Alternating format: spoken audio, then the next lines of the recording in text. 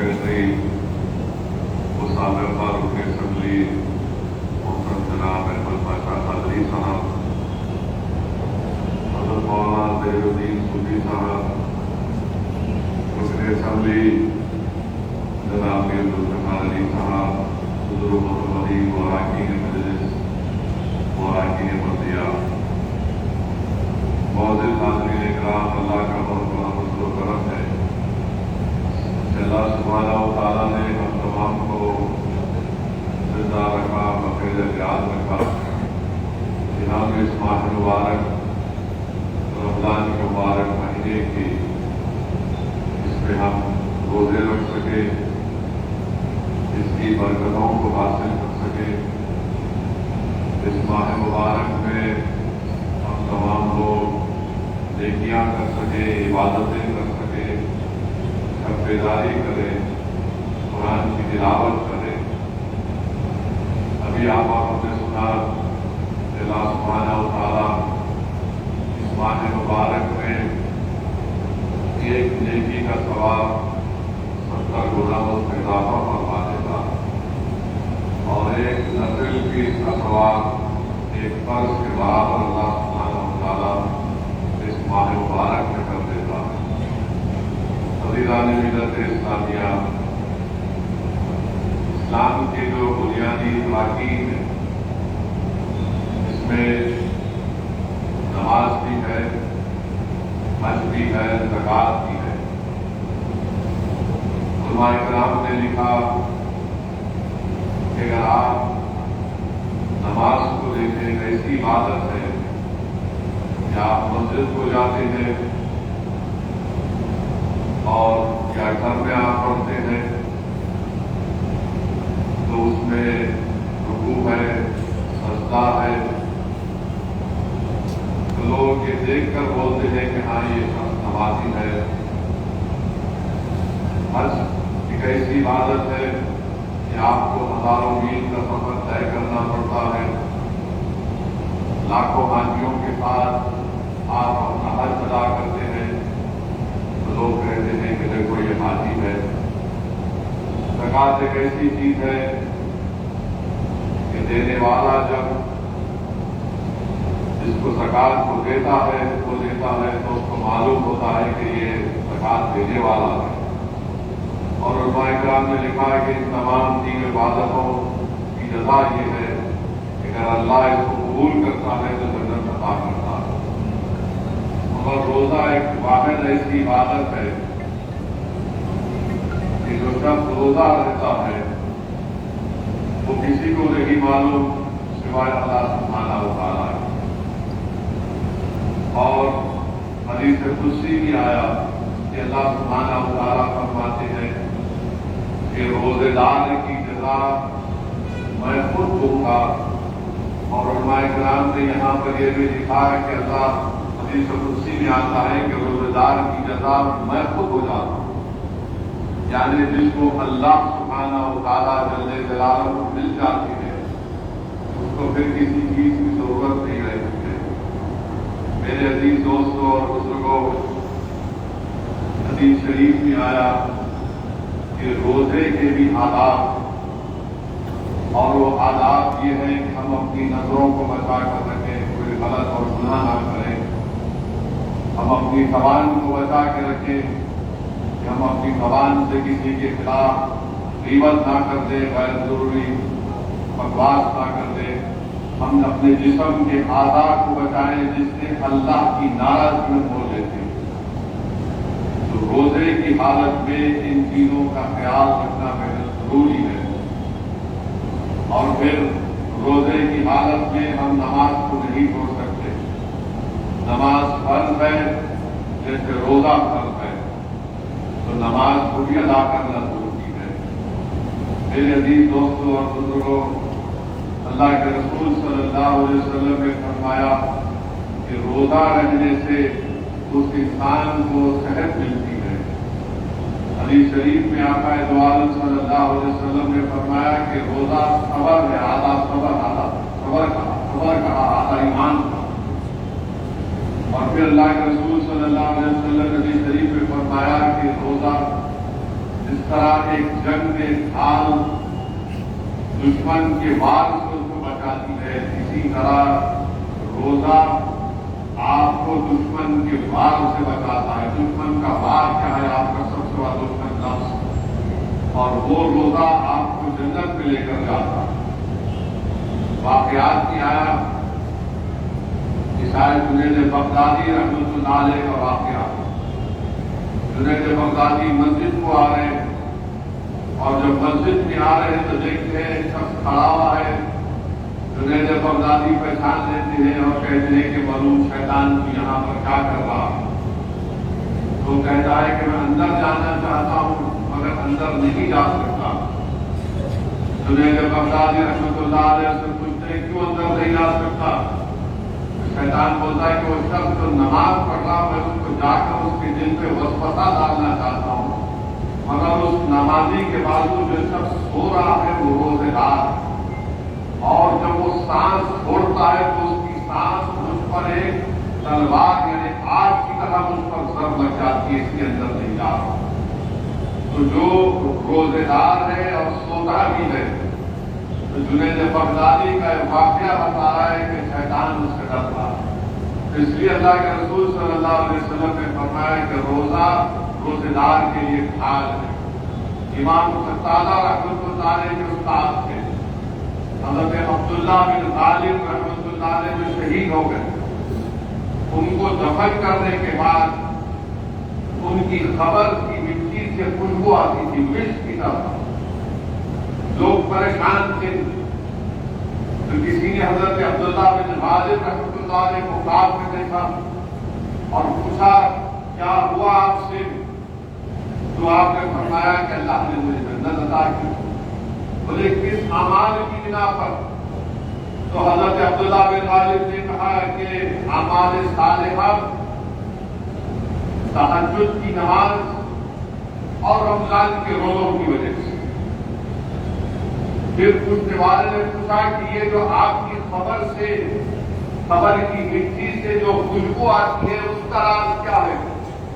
उन्होंने कहा कि मैं जो कुरान की तिलावत करता था और मौसम गर्मा में जब मैं रोजा रहता था, मेरे हलक की प्यास जो थी उसकी वजह से मेरी खबर की मिट्टी से मिर्च की तरह खुशबू आती। तो मेरे अजीज दोस्तों और बुजुर्गों, और खास तौर से नौजवानों से अपील कर रहा हूं कि रोजा रखो। अल्लाह ने आपको सेहत दी है। आज नौजवानों, अगर तुम अपनी जवानी में रोजा नहीं रखोगे, जब अल्लाह ने तुमको इतनी बड़ी दौलत से नवाजा सेहत की, अगर आप अपनी जवानी में इबादत नहीं करोगे, नमाज नहीं पढ़ोगे, कुरान नहीं पढ़ोगे, सच्चाई को नहीं अपनाओगे, झूठ से दूर नहीं रहोगे, तो फिर कब करोगे? तो नौजवानों से मेरी दस्तमंदाना अपील है कि अगर कोई रोजा नहीं शुरू किए तो वो रोजा रखना शुरू करें। नमाजों के पाबंद नहीं है, वक्त है, नमाज पढ़ो। और अल्लाह के रसूल सल्लल्लाहु अलैहि वसल्लम ने फरमाया कि रमजान के पहले 10 दिन रहमत का रहा है, 10 दिन, दूसरे 10 दिन मग़फ़िरत और बख्शिश का रहा है, और तीसरा आखिरी 10 दिन वो जहन्नम से निजात का रहा। अब पहला रहा तो हो चुका है रहमत का, जिसे अल्लाह ही जानता है कि हम पर रहमत पूरी हुई या नहीं। हम इंशाअल्लाह उम्मीद करते हैं अल्लाह से कि अल्लाह की रहमत हम पर पूरी होगी, मगर ईमान खौफ और उम्मीद के दरमियान हदीस में आया, रहमतुल्लाह अलैहि सल्लल्लाहु अलैहि वसल्लम ने फरमाया कि ईमान खौफ और उम्मीद के दरमियान में। अब हम दूसरे 10 दिन में है, बख्शिश और मग़फ़िरत के रहे में, तो हम तमाम को अल्लाह से अपने गुनाहों की मग़फ़िरत की, बख्शिश की भीख मांगना, और बाकी महीनों में हम अल्लाह को तलाश करते हैं। इस माह मुबारक की रातों में पहले आसमानों में हदीस शरीफ में आया कि अल्लाह अपने फरिश्तों को फरमाता है कि कहो लोगों से कि है कोई जो मुझसे मेरी रज़ा तलब करे। हम साल की 11 महीने अल्लाह से उसकी रज़ा तलब करते हैं। अल्लाह ये देख रहा है कि कौन मुझसे मुबारक महीने में سے میری رضا طلب کرے گا، مجھ سے رزق کی بھیک مانگے گا، مجھ سے اپنے گناہوں کی مغفرت کروا لے گا؟ کون دین اور دنیا میں کامیابی کے لیے مجھ سے بھیک مانگے گا میرے سامنے ہاتھ پھیلا؟ تو میرے عزیز دوستوں اور بزرگوں، یہ ماہ مبارک ہے، یہ ماہ مبارک ہے، اور اسی ماہ مبارک میں اللہ سبحانہ و تعالیٰ نے قرآن کریم کو نازل کیا۔ اللہ کے رسول صلی اللہ علیہ وسلم کا سب سے بڑا معجزہ قرآن کریم۔ دوسرے انبیاء کے بھی معجزے تھے، اللہ نے ان کو معجزے دیے، مگر وہ وقتی تھے، وہ معجزے ختم ہو گئے۔ مگر جو معجزہ اللہ نے رسول اللہ صلی اللہ علیہ وسلم کو دیا، وہ صبح قیامت تک رہے گا، اور لوگ اس کو پڑھ کر اسلام کے دائرے میں آتے رہے۔ اور جامعہ نظامیہ کے ایک مشہور عالم دین حضرت مولانا ڈاکٹر حمید اللہ نے خدمات بہاولپور میں اس بات کو لکھا کہ اللہ نے اپنے کلام کو عربی زبان میں کیوں نازل کیا۔ ڈاکٹر حمید اللہ اپنے اس خدمات بہاولپور میں فرماتے ہیں کہ انہوں نے دنیا کے دیگر مذاہب کتابوں کا حوالہ کیا، اور وہ جس زبان میں آئی تھی وہ تو باقی نہیں رہے، وہ سب ختم ہو گئے، یا ان کے کچھ کاغذات یا کتابات یا ان کے آٹوبایوگرافیز جو ہے وہ باقی رہے۔ ڈاکٹر حمید اللہ لکھتے ہیں، حضرت مولانا اللہ ان کی مغفرت کرے، وہ لکھتے ہیں کہ عربی زبان میں اللہ اس لیے نازل کیا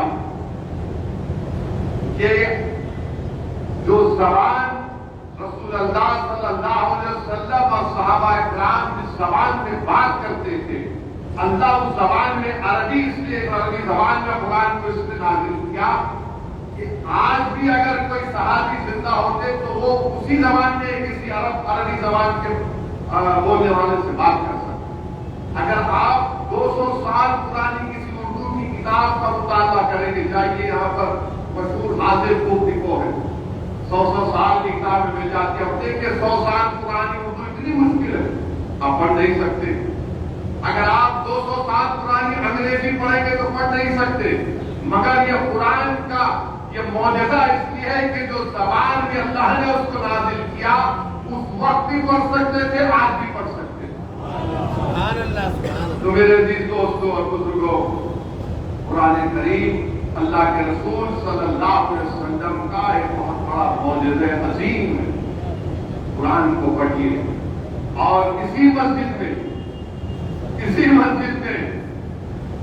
یہاں کے مشہور امام حبیب طاہر صاحب ہوا کرتے تھے، اگر میں نام غلط کہہ رہا ہوں تو معافی چاہتا، وہ مغرب کی نماز میں ہمیشہ ایک وقت تھا ان کی نماز پڑھانے کا کہ اتنی منٹ میں نماز ہو جائے گی۔ حبیب طاہر صاحب اور رحمۃ اللہ علیہ، ایک دن حبیب طاہر صاحب مسجد چوک میں یہ واقعے کو محدث دکن لکھ رہے ہیں، بولے حبیب طاہر صاحب نے سورہ بقرہ نماز میں پڑھا، اور جب لوگوں نے دیکھا نماز ہونے کے بعد اسی چوک کی گھڑیال میں اتنا ہی ٹائم تھا جتنا ہمیشہ ٹائم میں مغرب کی نماز پڑھاتے۔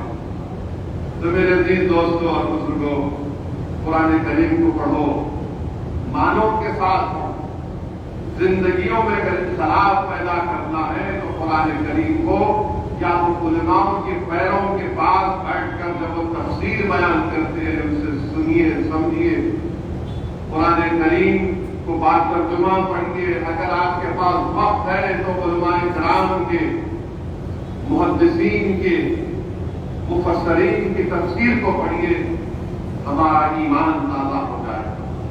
میرے عزیز دوستوں اور بزرگوں، امام احمد بن حنبل رحمۃ اللہ علیہ اس وقت ایک باطل فرقہ تھا جس کا نام معتزلہ تھا۔ معتزلہ اس کو اللہ کا کلام نہیں مانتے، وہ کہتے ہیں کہ یہ قرآن اللہ کا کلام نہیں ہے، مخلوق ہے۔ بادشاہ نے بلا کر پورے علماء کو ڈرا دیا کہ تم کو ماننا پڑے گا، یہ اللہ کا کلام نہیں ہے۔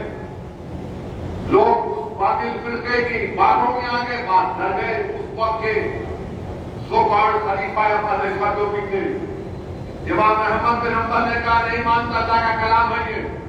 میں تیری بات کو نہیں مانتا، یہ جھوٹ ہے، تم بھٹکا گئے ہو۔ اب آپ دیکھیے امام احمد بن حنبل کو کوڑے مارے جا رہے ہیں، کوڑے مارے جا رہے ہیں۔ اور مجھے مرحوم قائد سالار ملت کی تقریر کا جملہ یاد آتا ہے کہ قائد نے کہا تھا کہ جب امام احمد بن حنبل پر کوڑے برسائے جا رہے تھے، اگر وہ ایک کوڑا کسی اونٹ کی پیٹھ پر مارا جاتا تو اونٹ چیخ مار کر بھاگ جاتا۔ امام احمد بن حنبل کے پیٹھ پر کوڑے مارے جا رہے ہیں۔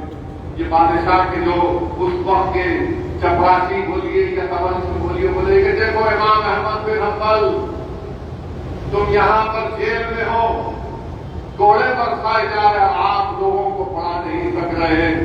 اگر آپ اس بات کو مان لیں گے تو آپ کے جتنے طلباء آپ کے جو آپ سے علم سیکھتے ہیں وہ آپ سے بیدار ہوں گے۔ امام احمد بن حنبل نے اس پر آ کر کہا ذرا باہر جھانک کر دیکھو، تم جس جیل میں مجھے رکھ کر کوڑے مار رہے ہو، باہر جھانک کر دیکھو، دیکھو کیا ہوگا۔ جب امام احمد بن حنبل نے کہا، اس شخص نے باہر جھانک کر دیکھا تو سووں کی تعداد سے بچے کھڑے ہوئے ہیں کاغذ اور قلم لے کر کہ اب احمد بن حنبل نکل کر کیا کہیں گے قرآن کے بارے میں۔ تو امام احمد بن حنبل نے کہا کہ دیکھا تم نے، اگر میں نکل کر تمہاری غلط بات کی تائید کر دوں گا تو ان کا ایمان ختم ہو جائے گا۔ میں اپنے جسم پر تکلیف برداشت کرنے کو تیار ہوں، مگر کسی کا ایمان برباد ہوتے نہیں دیکھ سکتا۔ امام احمد بن حنبل پر جب کوڑے برسائے جاتے تھے تو پہلے کوڑے پر علماء کرام نے لکھا کہ امام احمد بن حنبل نے کہا بسم اللہ۔ جب دوسرا کوڑا پڑتا تو ولا حول ولا قوت الا باللہ۔ جب تیسرا کوڑا پڑتا تو امام احمد بن حنبل بولتے کہ قرآن اللہ کا کلام ہے، مخلوق نہیں ہے، اللہ کا کلام ہے۔ پھر بادشاہ بولتا اور زور سے مارو، تو امام احمد بن حنبل کی زبان سے قرآن کی آیات نکلتی کہ جو غذا قرآن نے فرمایا کہ جو کچھ تم کو تکلیف پہنچتی وہ میں نے تمہاری لکھ دی۔ مجھے بھائی یہ ایمان ان کو اس طرح ملا، وہ باطل فرقہ معتزلہ ختم ہو گیا۔ اور علماء کرام نے لکھا کہ امام احمد بن حنبل کا جب جنازہ جا رہا تھا، ہزاروں لوگ اس میں شامل تھے، لاکھوں لوگ تھے، جو یہودی احتراماً اٹھ کر ان کے ڈولے کو ہاتھ لگائے اور جنازے کے ساتھ چلے۔ علماء کرام نے لکھا ہے کہ بعض یہودی اسلام کو قبول کر لیے، اتنی تاثیر تھی۔ امام احمد بن حنبل کے جنازے کے ساتھ چلے تو ان کو اللہ نے دین حق کو قبول کروا دیا۔ اور علماء کرام نے لکھا کہ امام احمد بن حنبل جو تکالیف قرآن کریم کی عظمت کے لیے، اللہ کے کلام کے لیے اٹھائی، خواب میں دیکھا اور پوچھا کہ احمد بن حنبل کیا سلوک ہوا تم سے؟ تو امام احمد بن حنبل نے کہا کہ اللہ نے مجھے میرے عرش کے سامنے، اپنے عرش کے سامنے مجھے بٹھا کر فرشتوں کو حکم دیا کہ اس نے میرے دین کے لیے، میرے کلام کے لیے تکالیف اٹھائی، اس کے جسم پر خودوں کو نشاور کرو۔ میرے عزیز دوستوں اور بزرگوں، آپ اور ہم کو قرآن اور سنت کے پابند بننا، ہم کو قرآن اور سنت کے پابند بننا ہے، اور ہم کو قرآن کریم کی تلاوت بھی کرنا ہے۔ اپنی اولاد کو یہ تعلیم دلاؤ، خود کرو تو تمہاری اولاد پر اثر ہوگا کہ کوئی تمہاری اولاد اپنے گھر سے قدم نہیں ڈالے گی صبح میں جب تک کہ وہ قرآن کریم کی تلاوت نہ کر لے۔ جب اولاد اپنے ماں اور باپ کو دیکھے گی تو اولاد کے دلوں پر اثر بھی پڑتا ہے، ان کی عادتوں میں تبدیلی آتی ہے۔ مگر اگر گھر میں ماحول خراب ہوگا تو تم بڑھاپے میں آ کر اپنی اولاد کو کہو گے کہ کیسا نکل گیا انہیں یا کیسا ہی نکل گئی، جب بہت دیر ہو جاتی ہے۔ اللہ سے دعا ہے کہ اللہ سبحانہ و تعالیٰ ہم تمام کو توفیق دے کہ ہم قرآن کی تلاوت کریں، قرآن اور سنت پر عمل کریں اور قرآن کے اس پیغام کو سمجھیں، اور ہماری زندگیوں میں اللہ نبی کریم صلی اللہ علیہ وسلم کے سب سے قبیل میں اللہ نے انقلاب کو برپا کر۔ میرے عزیز دوستوں اور بزرگوں، یہ قرآن کا ہی انقلاب ہے، یہ رسول اللہ صلی اللہ علیہ وسلم کا سب سے بڑا معجزہ ہے کہ اسرائیلی حکومت نے 1 سال تک بلکہ اس سے زیادہ عرصہ میں بمباری کی، مساجدوں کو شہید کر دیا، ہسپتالوں کو صفحہ ہستی سے مٹا دیا، اسکول یونیورسٹیز کو صفحہ ہستی سے مٹا دیا، پانی کی پائپ لائنوں کو برباد کر دیا۔ آج اس کے بعد بھی آج وہ خدا کے وہ غیور مجاہدین ماہ رمضان کو خوشی سے منا بھی رہے ہیں اور قرآن کریم کی تلاوت بھی کر رہے ہیں۔ یہ ظالم اسرائیلی حکومت بجلی بند کر دی ہے، مگر اس کے باوجود بھی وہ لوگ قرآن کی تلاوت بھی کر رہے ہیں۔ تو میرے عزیز دوستوں اور بزرگوں، اس مبارک مہینے کے مبارک لمحوں میں اور ہم اپنے روزے کھولنے سے پہلے اور ہم اپنی شب بیداری کے دعاؤں میں ہم ان غزہ کے فلسطینیوں کے لیے بھی دعا کریں اور ہم اللہ سے یہ بھیک مانگیں کہ پروردگار جو جذبہ، جو ایثار اور تیری محبت جو ان کے دلوں میں ہے، اس کا ایک 5% حصہ ہم کو بھی عطا کرے کہ مصائب اور مشکلات میں بھی وہ اللہ کو نہیں بھولے ہیں، وہ قرآن سے اپنی وابستگی کو اور مضبوط کر دیے ہیں۔ 50,000 فلسطینی شہید ہو گئے، 50,000، 11 لاکھ لوگوں کے پاس گھر نہیں ہے، پینے کا پانی نہیں ہے، ہزاروں بچے یتیم ہو چکے، ہزاروں کی تعداد۔ میرے بھائی، ہم حیدرآباد میں بیٹھ کر دارالسلام کو آگے بولتے ہیں کہ 2 BHK دلا دو، یہاں پر 11 لاکھ لوگ بیگھر ٹینٹوں میں زندگی گزار رہے ہیں، مگر کیا ہے، ٹینٹ میں بھی ہے تو قرآن کی تلاوت ہو رہی ہے، کھانے کو کھانا نہیں ہے مگر روزے دار ہیں۔ اور مجھے یقین ہے کہ اللہ سبحانہ و تعالیٰ ان مظلوموں کو اللہ ان کے سروں پر اللہ دنیا اور آخرت میں ان کے سروں پر اللہ تاج رکھے گا اور اللہ انہی سے انشاءاللہ تعالیٰ مسجد اقصی اور بیت المقدس کو فتح کرائے گا انشاءاللہ تعالیٰ۔ میرے عزیز دوستوں اور بزرگوں، اس ماہ مبارک میں جو نزول قرآن کا بھی مہینہ ہے، اس ماہ مبارک میں 17 رمضان کے دن جنگ بدر ہوئی اور جنگ بدر کے تعلق سے علماء کرام نے لکھا کہ 2 ہجری میں روزے بھی فرض ہوئے، 2 ہجری میں جہاد بھی فرض ہوا، اور علماء کرام نے لکھا کہ جنگ بدر کی تاریخ میں علماء کرام نے لکھا کہ بدر بن حارث ایک شخص یہاں پر رہتا تھا، اس کے نام سے جگہ منسوب ہو گئی۔ پھر علماء کرام نے یہ بھی لکھا کہ بہت عرصے تک یہاں پر ایک بدر نامی شخص رہتا تھا، تو وہ جگہ اس کے نام سے منسوب ہو گئی۔